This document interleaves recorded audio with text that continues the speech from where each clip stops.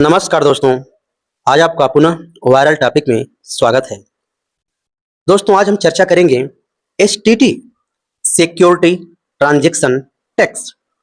STT क्या है, हम सबसे पहले इनके विषय में चर्चा करेंगे, क्योंकि इस टैक्स को 2004 में लागू किया गया था और आज 2025 है और इनकी पुनः वायरल न्यूज बन गई है और हमारे परीक्षा के लिए यह वेरी इंपॉर्टेंट है, इसलिए चर्चा करना जायज है। तो आइए, सिक्योरिटी ट्रांजैक्शन टैक्स एसटीटी एक प्रत्यक्ष कर डायरेक्ट टैक्स है जो भारतीय पूंजी बाजार इंडियन कैपिटल मार्केट में किए गए प्रतिभूति लेन देन सिक्योरिटीज ट्रांजैक्शन पर लगाया जाता है। अर्थात जो आप शेयर मार्केट देखते हैं उसमें शेयर जो खरीदा जाता है और बेचा जाता है, इन्हीं पर यह लगाया जाता है। यह कर वित्त अधिनियम 2004 फाइनेंस एक्ट 2004 के तहत लागू किया गया था। हम चर्चा करेंगे इनका उद्देश्य क्या था। इनका उद्देश्य भी तो कुछ रहा होगा ना। तो इनका पहला उद्देश्य था शेयर बाजार लेन देन को पारदर्शी बनाना, कैपिटल गेन टैक्स से बचने की प्रवृत्ति को रोकना, सरकार के लिए राजस्व संग्रह का एक स्थिर स्रोत बनाना। यह कब लगाया जाता है? When it is levied।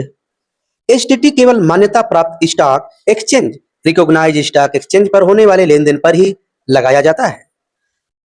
मुख्य रूप से देखा जाए तो यह इक्विटी शेयरों की खरीद या बिक्री, डेरिवेटिव वायदा या विकल्प अनुबंध, equity oriented mutual funds units आदि पर लगाया जाता है।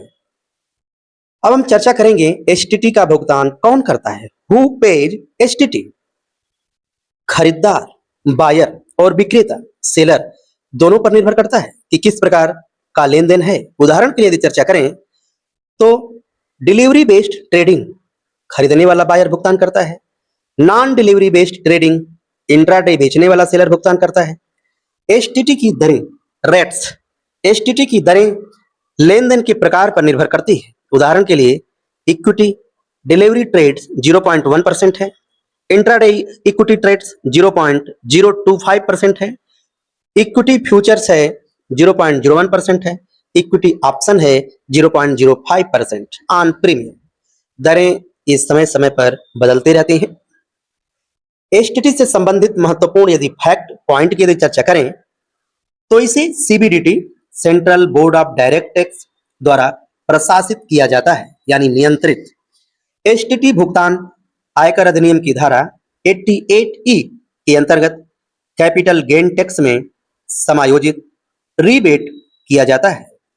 एसटीटी लागू होने के बाद long term capital gain LTCG और short term capital gain STCG की गणना में पारदर्शिता आई है। दोस्तों, सिक्योरिटी ट्रांजैक्शन टैक्स भारतीय शेयर बाजार को सुव्यवस्थित, पारदर्शी और कर अनुशासित बनाने का एक प्रभावी साधन है। यह न केवल राजस्व संग्रह में योगदान देता है बल्कि सट्टेबाजी, स्पेकुलेटिव ट्रेडिंग पर भी नियंत्रण रखता है।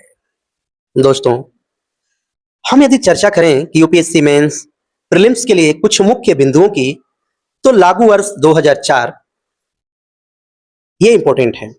अधिनियम फाइनेंस एक्ट 2004 ये भी इंपॉर्टेंट है। कर का प्रकार यानी डायरेक्ट टैक्स ये भी इंपॉर्टेंट है। नियंत्रक संस्था यानी सीबीडीटी ये भी हमारे लिए महत्वपूर्ण है। और मुख्य उद्देश्य यानी बाजार पारदर्शिता एवं राजस्व संग्रह, ये जो हमने बिंदु आपको बताए हैं, ये सभी हमारे परीक्षा प्रीलिम्स और मेंस दोनों के लिए अहम भूमिका निभाएंगे और हमारे के लिए खास महत्वपूर्ण है। दोस्तों, ऐसे ही वीडियो देखने के लिए हमारे चैनल को आप लाइक करें, सब्सक्राइब करें और शेयर करना ना भूलें। यदि आपका कोई प्रश्न हो तो हमें कमेंट बॉक्स में जरूर लिखें ताकि हम उस पर वीडियो बना सकें। थैंक यू, धन्यवाद।